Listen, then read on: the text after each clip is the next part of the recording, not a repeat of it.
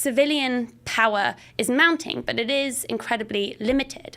Without government support, can civilians end this war? But it's not either or. Citizens are part of civil society, are part of grassroots movements, pressure movements that can apply pressure on their institutions, on their trade unions, city councils, local governments, churches, community centers, cultural centers, you name it, to enact ethical procurement, to basically not do business, not invest either in companies that are involved in grave human rights violations anywhere, including in Palestine. They can also pressure city councils to exclude from procurement, from tenders, all those companies that are complicit. They can influence politicians at a local level and eventually parliament and eventually the national government.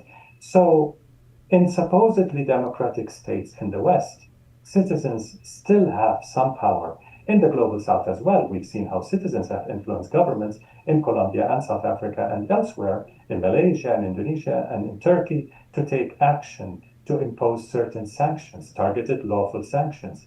So it's not like citizens just will go and boycott certain products in a supermarket or do direct action or block the entrance to Barclays Bank and then that's it. No, BDS calls for peaceful, nonviolent disruptions. It calls for boycott academic level, sports, economic, financial, military embargoes, and so on. And all the tactics work together to build people power from the grassroots to the grasstops, ultimately affecting policy change.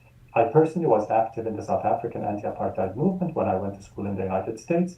So I've learned this firsthand. No one taught me that we grassroots movements can make a change. We did make a very big change by ultimately, with millions of people involved, forcing the US government, the Reagan administration at the time, to apply sanctions